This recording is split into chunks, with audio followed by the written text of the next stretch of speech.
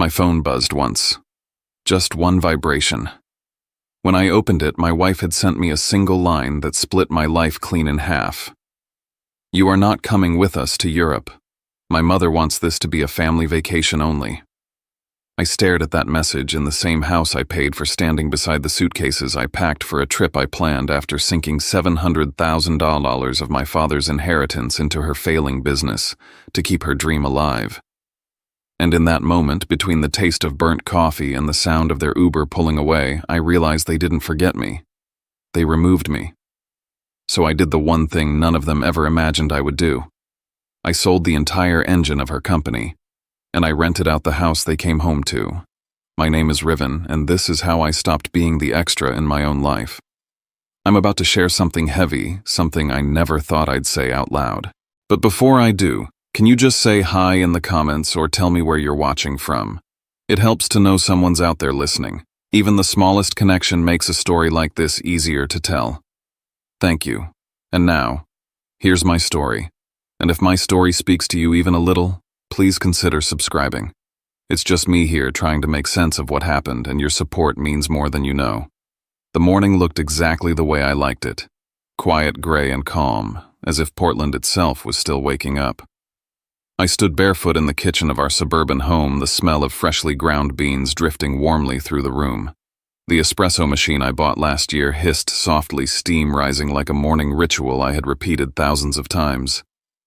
The counters were clean, the fridge hummed faintly, and the clock above the pantry ticked toward 7:14 a.m. For a few seconds, everything felt as though it was in perfect order. Except for one thing. 3 suitcases sat by the front door, lined up neatly like obedient soldiers waiting for a signal.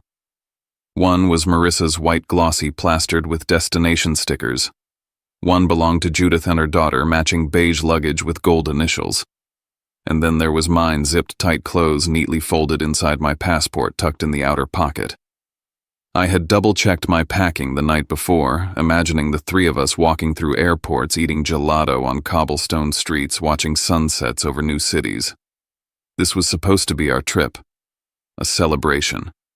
A reward after years of pushing through storms.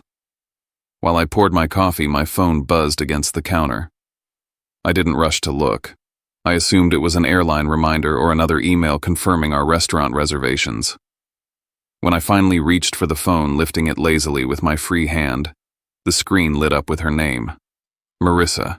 Just one text message. "You are not coming with us to Europe. My mother prefers this vacation to be a family vacation only." I blinked, read it again, and again. At some point I stopped breathing. The words didn't shout. They were quiet, clean, surgical, sharp in a way that cut deeper because of how effortlessly they slid in. Family vacation only. 2 words suddenly rewrote everything I thought I belonged to. The air in the kitchen thinned. My fingers numbed around the coffee mug. I sat down on the bar stool without realizing I had moved. The world felt muffled, as if someone had pressed a pillow over my ears. I stared at the message until the letters blurred. My suitcase by the door waited without knowing it had been dismissed. I had visualized Europe so vividly, Marissa leaning into me on a gondola in Venice, our hands brushing while taking photos along the Amalfi coast.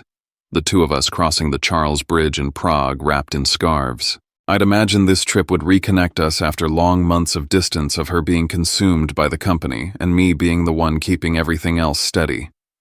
Instead, I got a text that made it very clear. In their definition, I was not part of the family. My gaze drifted to the dining table where I'd printed and arranged our travel itineraries in a tidy folder: flight confirmations, hotel bookings, reservation receipts. I'd even scheduled Judith's favorite spa in Rome, something I added behind the scenes to make the trip feel seamless. Every detail, every plan, every piece of this vacation had been my work. But none of it mattered. I set my phone down and leaned back, hearing nothing but the hollow throb inside my chest. I didn't text Marissa back. Instead, questions formed on their own. Why didn't she tell me in person? Why hide behind a message? Why blame her mother when this trip was built? From my time, my effort, and my money. I walked to the front door and stood over the 3 suitcases. Theirs looked ready for a glamorous escape. Mine looked like a joke I'd played on myself. And in that quiet, heavy moment, I felt the truth settle in with a weight that pressed behind my ribs. I was the only one who still believed I belonged here. I don't know what made my memory seize on that moment, maybe the shock, maybe the silence. But my mind drifted back to the hospital room where my father took his last breath. Back then, the air was just as still, just as dense. He had pressed a trembling hand over mine and said, "Promise me you won't hand your whole life to someone who won't stand beside you. Money is only worth something when you use it for a life you actually want." He left me his savings $700,000 he'd built slowly over decades of quiet, relentless work. I dreamed of turning that money into my own future, a cafe bakery in downtown Portland called Rose Corner, a place filled with warm bread and conversation where life moved gently instead of racing past. But life doesn't always move along the lines you draw for it. 3 years ago, Marissa's travel concierge startup was collapsing. Rent on the Pearl District office was overdue, employees were threatening to quit, vendors were sending warning emails. I remember coming home to find her at the kitchen table, her head buried in her arms, shoulders shaking. Judith was on speakerphone, her voice sharp enough to cut. "My daughter cannot fail at this. Riven, you need to do something." I stood there, torn between two voices, my father's quiet caution and Judith's loud insistence that being a husband meant stepping in immediately, unquestioningly. Late that night, after everyone else had gone to bed, I opened my laptop. The numbers in my account stared back at me. $700,000, years of my father's sacrifices, years of his warnings. And yet all I could think about was Marissa curled up in that chair saying, "You're my family. I'll never forget it if you help me. This is our future." One click transferred everything. No contract, no ownership agreement, no lawyer. Just trust. Just love, or what I believed love to be. And the company came back to life because of that transfer. They paid debts, retained staff, rebuilt marketing. A year later, Marissa was on the cover of a local magazine, celebrated as a self-made CEO, complete with a glowing article about her resilience. At the launch party, Judith beamed and told her friends Marissa built everything from scratch. I stood in the corner holding a glass of champagne, listening, waiting for anyone to acknowledge the truth. But I wasn't in the story they told. I was just the quiet figure passing hors d'oeuvres between guests. Not long after the first real crack appeared. One evening over dinner, Judith laughed into her phone and said Riven helped a tiny bit at the beginning, but the company is all Marissa's grit. I remember setting my fork down, staring at the table. $700,000 was a tiny bit. Then came the moment I can't forget. Marissa left some company documents on the counter one afternoon. I flipped through them out of curiosity and froze. The LLC registration listed one owner, Marissa Hale. The cap table had one name. The partnership agreement had one signature. Not mine. Why am I not listed anywhere, I asked that night, trying to keep my tone neutral. She shrugged. "You're my husband. You don't need paperwork." And Mom said adding an extra owner complicates taxes. Complicates taxes. Complicates paperwork.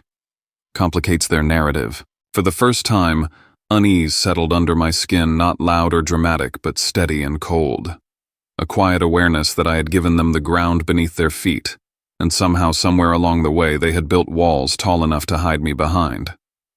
By the time I returned to the present, still standing beside the suitcases at the door, the final piece of the truth clicked into place. My $700,000 had become the foundation of a company that erased me. And now, with one text, they had erased me from the family too. I used to tell myself every family had its quirks, that the tension around Judith's dining table was just strong personalities, not warning signs. But looking back, the signs had been there all along, loud and clear in ways I chose to ignore. I still remember last Thanksgiving. The house was full, the table heavy with food Judith insisted on cooking, even though she criticized everyone else's kitchen. She raised a glass and announced how proud she was of Marissa, painting her as a one-woman empire. When I chimed in about potential expansion into experience-based travel, Judith didn't even let me finish. Riven talks too much, she said lightly, as if it were a joke. Men should focus on real money, not little hobbies. The table laughed. Marissa smiled and changed the subject. She didn't touch my knee under the table, didn't give me a look that said, "I've got you." She just moved on, and I felt something in me dim a little. I didn't push back. I swallowed it, convincing myself it wasn't worth ruining the holiday. The same pattern bled into travel planning. When I first suggested Europe, everyone acted thrilled. Judith even told me she was impressed by my itinerary draft. They added me to a group chat so logistics could flow easily, but over time the chat went quiet. Marissa would glance at her phone and smile at something, yet my notifications stayed still.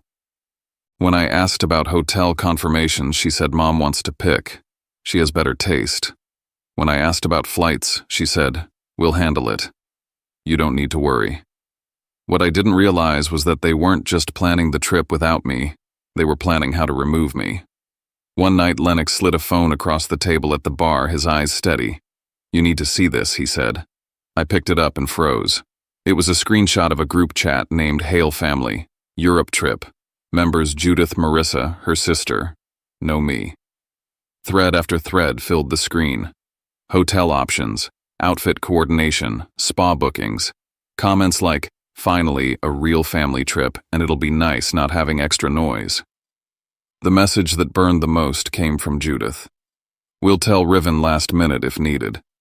He'll understand it's a Hale thing." And Marissa replied, "He might be hurt, but he'll get over it. He always does." I handed the phone back carefully as though it were something fragile. My chest felt both hollow and tight.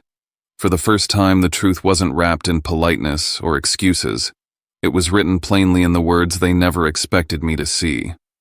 But the betrayal didn't stop with the trip.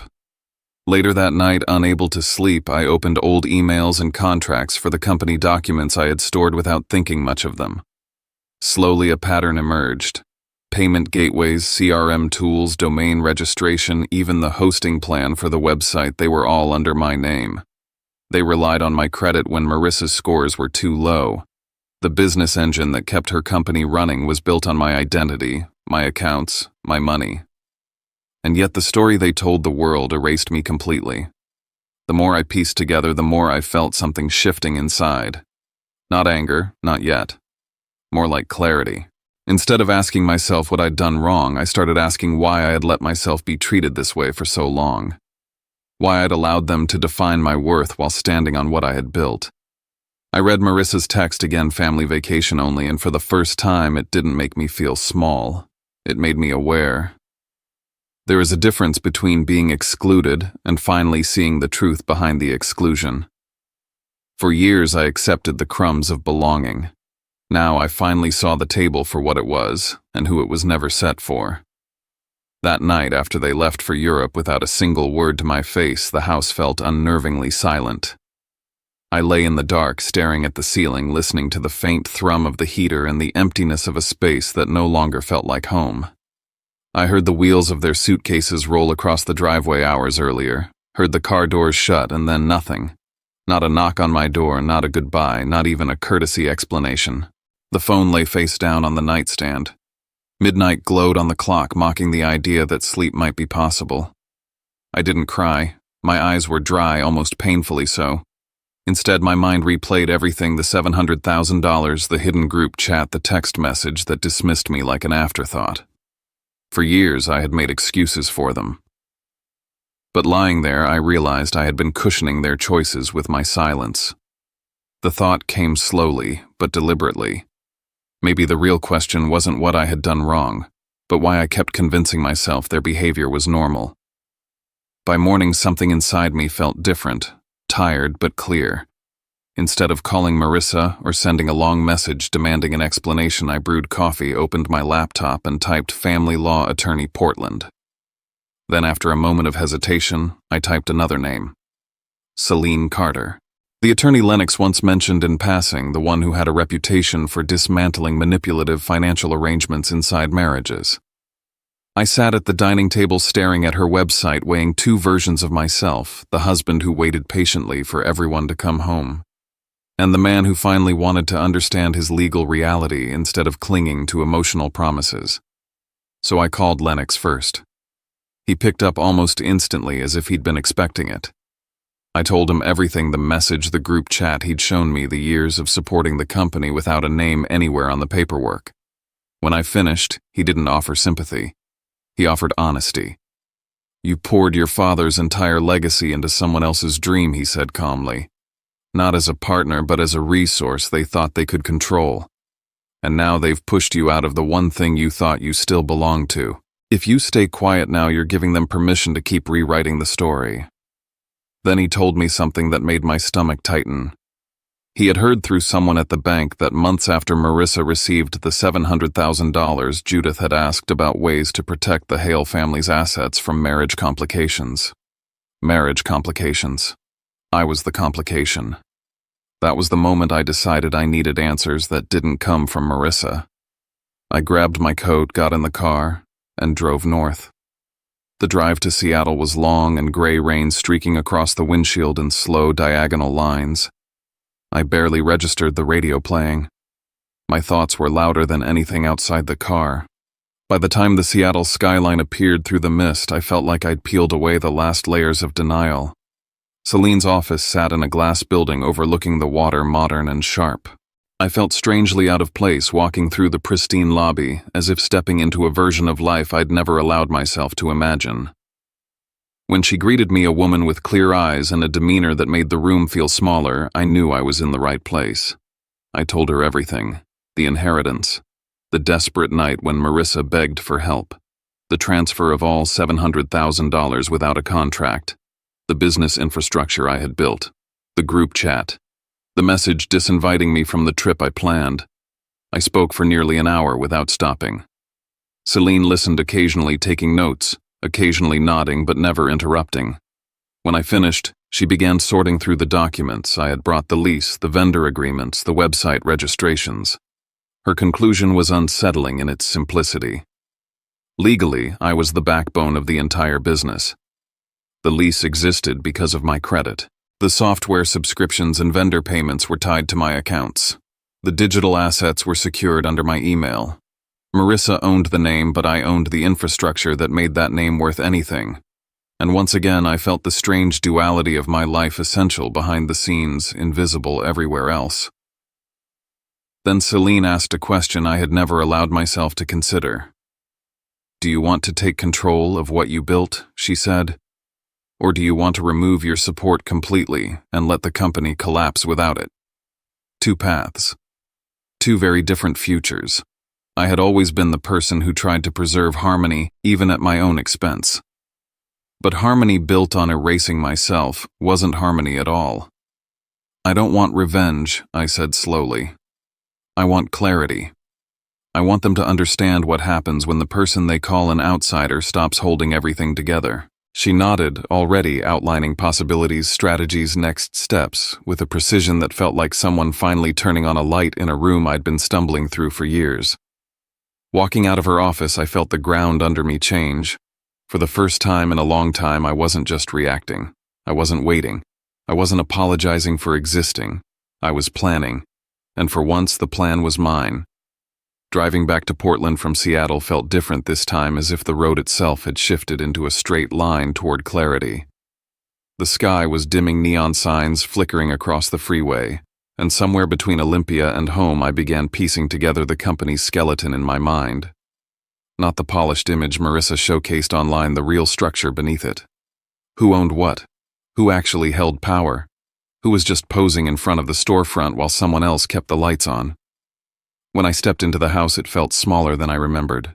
Every object inside, every piece of furniture, every appliance, every detail had somehow always been attributed to Judith's good taste, even though I was the one who researched, bought, and assembled most of it. I wandered toward the drawer where we kept important documents. The house deed was there, slipped between tax forms and receipts. And when I read it, something inside me settled. The only name on the deed was mine. I had placed the down payment from my father's inheritance. Judith might have made comments, chosen curtains, or critiqued the sofa, but legally the house was mine alone, no matter how loudly she talked about the Hale family home. That realization carried me into a conversation with Lennox later that night at a small bar downtown. We sat in a corner booth lit by a dim red lamp, my laptop between us. I told him everything Celine had revealed, that behind all the branding and curated photos, I was the legal backbone of the company. He didn't react with shock. He simply nodded and said, "Then stop trying to get fairness by asking for it.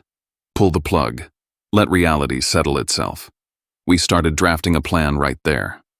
First, we listed all the systems tied to my accounts, payment processors, the booking dashboard, vendor contracts, software subscriptions. Then we mapped out the steps needed to shift my name off debts while retaining control over assets. It wasn't sabotage. It was extraction. Clean. Precise. When I got home, I opened my office door, sat down, and began accessing everything I still technically owned. Account after account logged in successfully. And then I noticed something almost absurd. Every recovery email, authentication number, backup, key, and security line pointed back to me. Marissa had never changed a single thing. She simply assumed I would always be there to fix whatever went wrong, quietly and visibly. It was strangely liberating to realize they had built their future on the assumption that I would stay frozen in place forever. A few days later, Celine connected me with a corporate travel conglomerate in the middle of a major expansion. They didn't want Marissa's brand. They wanted an engine, an existing functioning operational core they could adopt quickly. I met with them over a video call, explaining each system, how the pipelines worked, how data synced across booking channels. The COO on the other end of the call raised an eyebrow when Marissa's name came up. He mentioned they'd once considered a partnership with her but pulled out because she didn't play well with collaborators and escalated conflicts too quickly. That was the moment I understood that the glossy version of Marissa's reputation wasn't universal. I proposed a clean structure. They purchased the operational infrastructure, client systems, vendor relationships, while leaving the brand name untouched. No lawsuits. No battles. I didn't want her spotlight. I wanted my work back. Celine emphasized patience, so I paced myself. I began closing unnecessary subscriptions tied to my cards, lowering credit limits on business accounts, and preparing transfer documents so that once the sale was finalized, everything would move smoothly. The only person who wouldn't be prepared was Marissa. One evening, while Lennox and I reviewed notes at my house, he looked around the living room and said, "If you really want out, you should stop letting this place be the Hale family stage." He suggested something bold, listing the house as a luxury rental while they were away. I hesitated, but when I opened the booking calendar and saw the week of their return glaring back at me, something clicked. Lennox asked quietly, "If someone books that week, would you let them?" I didn't answer aloud. But the moment I hit publish on the rental listing, a quiet shift happened inside me. For the first time, I wasn't asking for a place in the story. I was writing my own. A few days later, I was sitting at my temporary workspace when Celine called. Her tone was clipped efficient. "They've accelerated the timeline," she said. The travel conglomerate wanted to finalize the acquisition immediately to align with a strategic launch. By noon, I was reviewing the final agreement. We signed everything digitally. I transferred domain rights, vendor relationships, and operational systems over to the new owners. They wired the payment directly into my account. Moments later, another notification appeared. Marissa had paid for a high-end dinner in Venice on the secondary card linked to my personal account. I stared at the notification for a long moment, not with anger, but with an odd sort of calm. She had no idea that the invisible support beneath her life had already changed hands. Meanwhile, the rental listing for my house blew up. A tech startup team from San Diego messaged me. They wanted the entire week that perfectly overlapped with the Hale family's planned return. They needed space for a networking retreat, requested access to the backyard and grill. I replied simply, as long as they respected the property, they could treat the house as their own. We signed the rental agreement within hours. Afterward, I packed only essentials into a few boxes, books. I loved the espresso gear, some of my father's things. I rented a minimalist apartment downtown overlooking the river. Moving felt strangely light, as if I'd been carrying a house-sized weight on my shoulders without realizing it. While packing, I found an old handwritten letter from my father tucked inside a dusty folder. His words felt eerily timed. "Life isn't about being the support beam under someone else's tower. You deserve to stand in the center of your own story." That letter settled any lingering guilt. On the first night the startup team arrived, I handed them the keys and walked through the house with them. They treated the space with more warmth and intention in an hour than Judith ever had in years. Later, Lennox and I drove past the street. The house was lit up, laughter spilling from the patio, music drifting into the cool evening air. It looked alive for the first time, not staged for Hale family optics. Then my phone buzzed again. Another bank alert. A private car service in Prague. Spa charges. More luxury expenses, all pulled from the same card Marissa hadn't realized was no longer guaranteed. I opened the banking app and quietly tapped Disable Card. Then I disabled the secondary line. Then the third. It took less than 30 seconds. Years of enabling undone with a few taps. That night, while sipping coffee in my new apartment, I checked social media out of habit. Marissa's sister had posted a story, heading home early.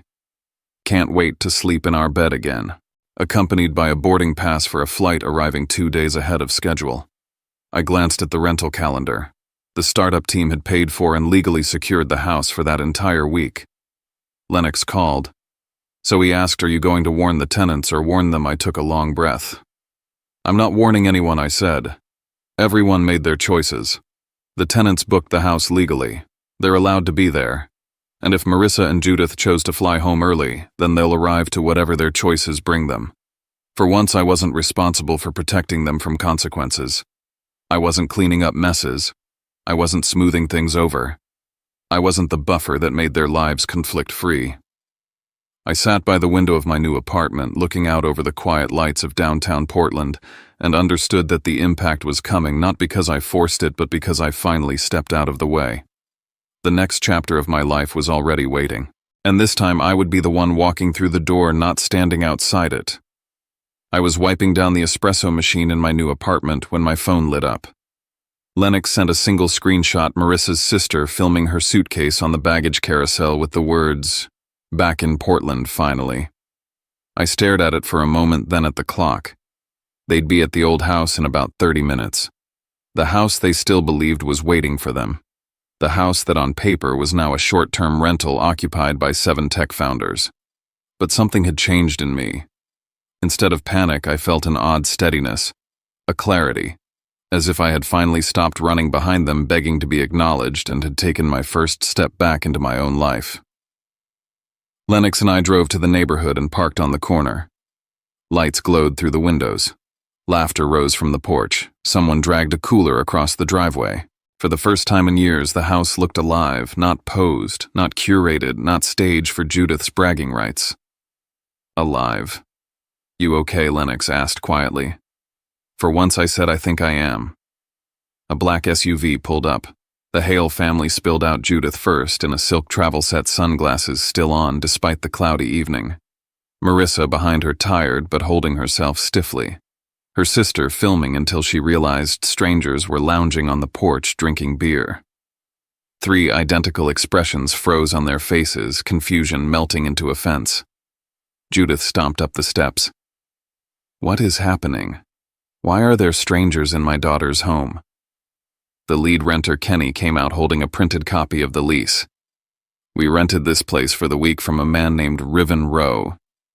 Marissa blinked hard. "No, that's impossible. This is our house." Kenny calmly tilted his phone toward her booking confirmation, my name, the rental dates, his deposit receipt. Her sister's eyes darted to the entryway, no shoes of mine lined up by the door, no familiar coats hanging on the rack. Nothing of me remained. "Where's Riven?" she asked. I stepped out of Lennox's car and walked toward them, not rushing, not apologizing. Marissa's face flickered with relief. Old instincts, assuming I'd smooth everything over for them. But I stopped at the sidewalk. "There's no mistake," I said. "The house is legally rented. They have full rights until their checkout date." Judith spun toward me, furious. "You can't, this is outrageous."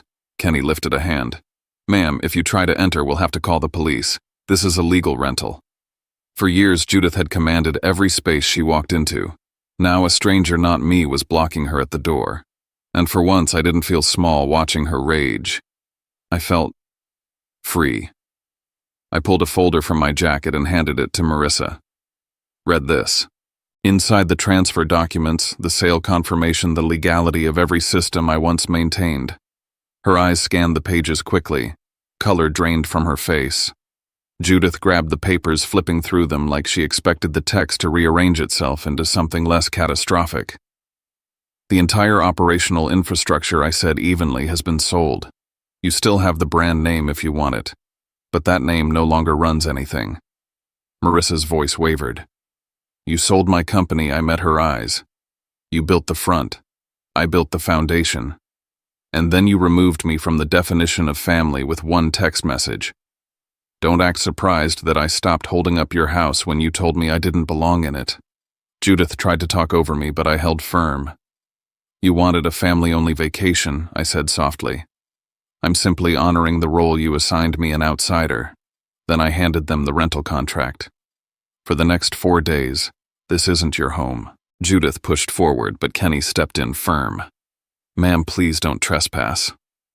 They weren't used to being told no, and they certainly weren't used to being told no by someone besides me. I turned away, and for the first time since marrying into that family, I didn't feel like I was walking away from something. I felt like I was walking back toward myself. The next morning, my phone overflowed, calls, voicemails, emails, all demanding my attention. Marissa's messages were desperate. Please, Riven, answer. We can fix this. You're taking things too far. Judith sent 2 emails within minutes of each other, one threatening legal action, the next begging for a reasonable family discussion. Her sister texted a long paragraph claiming none of this was intentional, that I had misread everything. I didn't reply. I forwarded everything to Celine. Let the law handle what emotions had distorted for too long. That week, I drove to Seattle again to sign formal separation papers. Celine showed me a memo from the travel conglomerate, a full assessment of why they wanted only the infrastructure, not the leadership. High emotional volatility, reactive decision-making, strained relationships with partners. They had seen what I refused to see. Love had blinded me to it. Business saw it instantly.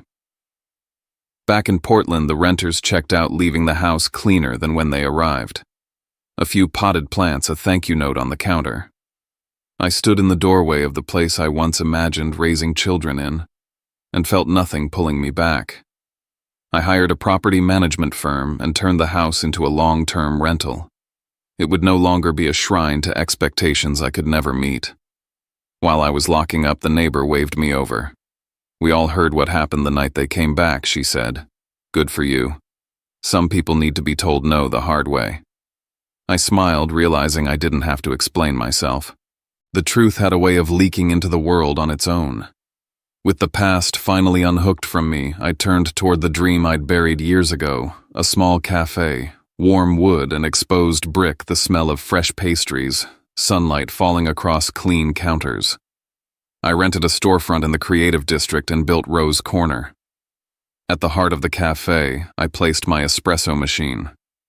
On the wall, I hung a black and white photograph of my father and framed one of his final lines to me. You deserve to stand at the center of your own story. On opening day, the first person to walk in wasn't Lennox, it was a former employee of Marissa's. She'd gotten the email about the system transfer and quit immediately. I want to work where people acknowledge who actually builds things, she said. I hired her on the spot. A week later, during a gentle drizzle, Marissa walked through the door. No expensive coat, no sharp edges. Just a woman who looked like everything she held had slipped through her fingers. She ordered a coffee but didn't drink it. I never thought you would do something like this, she whispered. We were supposed to be a team. We were, I said. Until you decided I wasn't part of the family. She insisted she only wanted a break, that she needed space from stress, that she never intended for things to go this far. I listened without interrupting. I owed her that much. But when she finally asked, can we start over, I answered honestly, I didn't walk away to punish you. I walked away to stop losing myself. Some things break so quietly you don't notice until it's too late. And we can't rebuild from pieces we never acknowledged. She looked at my father's photo, then said something that surprised me. Mom told me never to put your name on anything. She said men can run off with half of everything. I listened to her instead of trusting you. The words hit harder than anger ever could. I'm not taking anything that's yours, I said. I'm taking back what was mine. She wiped her eyes, nodded, and left. She didn't look back. That night, Lennox stopped by. You look different, he said. I feel different. I looked around my cafe, the warm lights, the quiet hum, the small space built with my hands and my choices. I lost money, years, illusions, I said. But I stopped losing myself. That's worth more than anything I gave up. I closed the shop, turned off the lights, and stepped into the calm Portland night. For the first time in a long time, I wasn't heading back to a life where I was an accessory to someone else's story. I was heading home.